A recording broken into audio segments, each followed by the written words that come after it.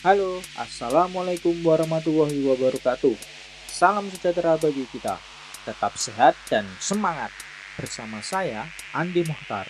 Izinkan saya untuk menyampaikan keselamatan, kesehatan kerja, dan lingkungan hidup. Kegiatan konstruksi merupakan unsur penting dalam pembangunan. Kegiatan ini menimbulkan berbagai dampak yang tidak diinginkan, antara lain yang menyangkut aspek keselamatan kerja dan lingkungan. Oleh karena itu, kegiatan konstruksi harus dikelola dengan memperhatikan standar dan ketentuan K3LH yang berlaku. Dan unsur yang terkait dalam proyek konstruksi meliputi pemilik proyek, konsultan perencana, konsultan pengawas, kontraktor, subkontraktor, pekerja proyek, pekerja subkontraktor, pemasok material dan lain-lain, masyarakat sekitar, dan instansi teknis. Proyek konstruksi pada umumnya melibatkan banyak tenaga kerja kasar berpendidikan relatif rendah, memiliki masa kerja terbatas, memiliki intensitas kerja yang tinggi, bersifat multidisiplin dan multi keterampilan, dan menggunakan peralatan kerja beragam. Dari karakteristik inilah berpotensi ancaman kecelakaan kerja terjadi. Kecelakaan yang terjadi pada pekerja proyek, kegagalan struktur, kebakaran, kerusakan alat, dan sebagainya.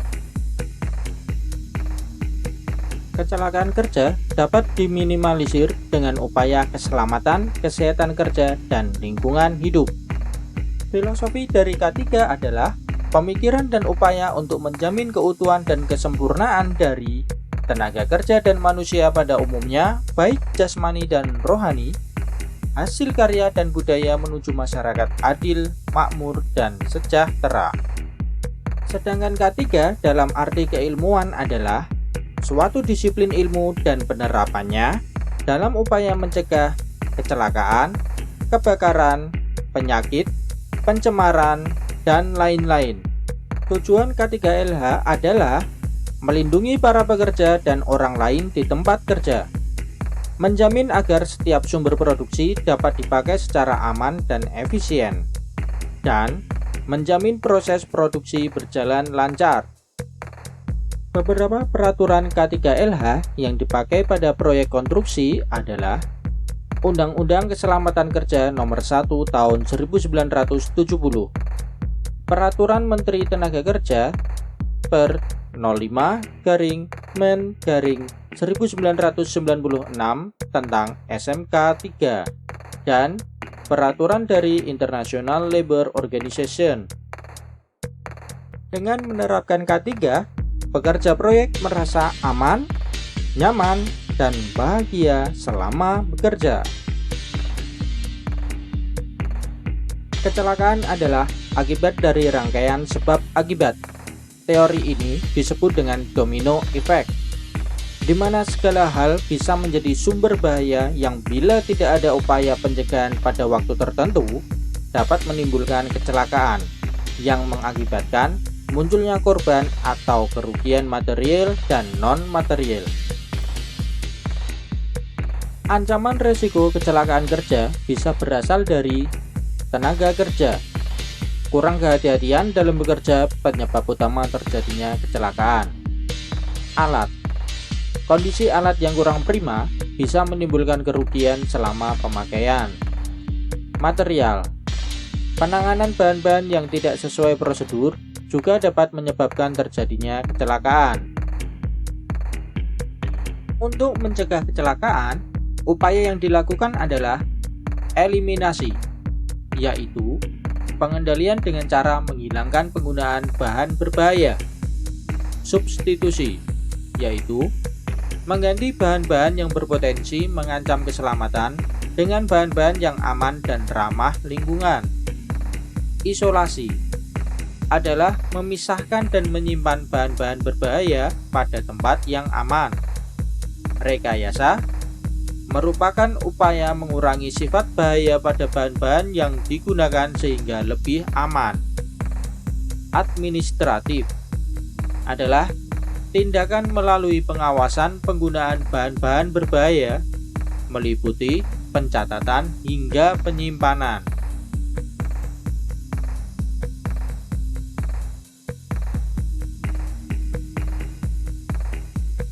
Penerapan K3LH pada proyek mempertimbangkan aspek-aspek antara lain skala proyek, meliputi pertimbangan lamanya pekerjaan proyek dan besaran anggaran pekerjaan proyek. Biasanya, porsi untuk K3LH paling sedikit 20% dari total anggaran. Jumlah tenaga kerja. Semakin banyak tenaga kerja yang dipakai pada satu waktu, semakin berisiko ancaman kecelakaan kerja terjadi. Lokasi proyek.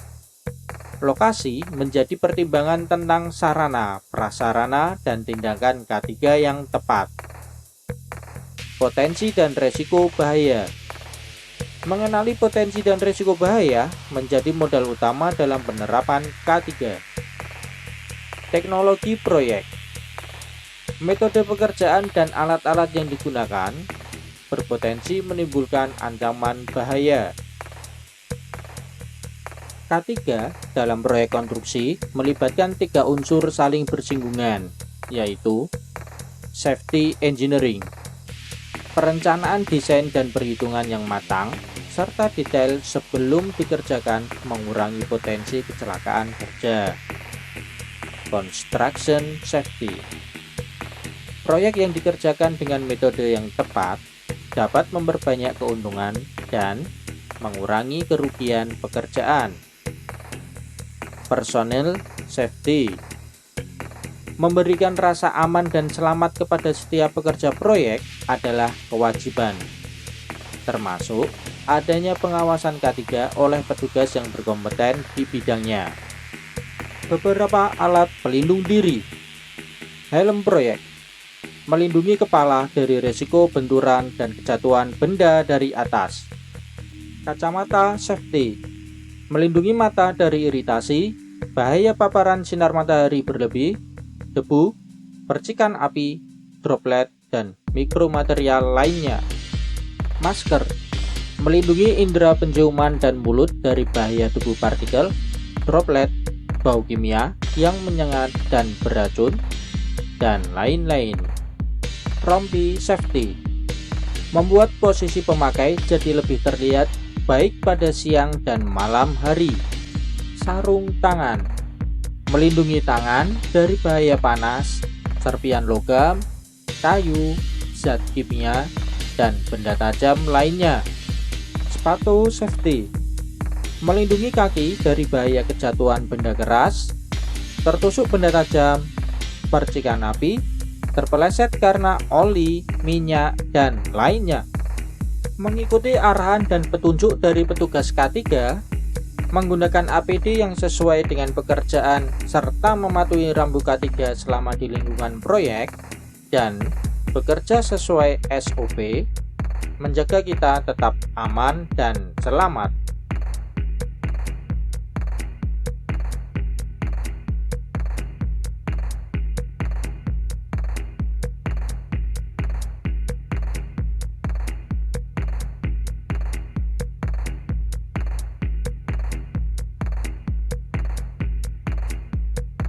Terima kasih telah menonton video ini sampai selesai.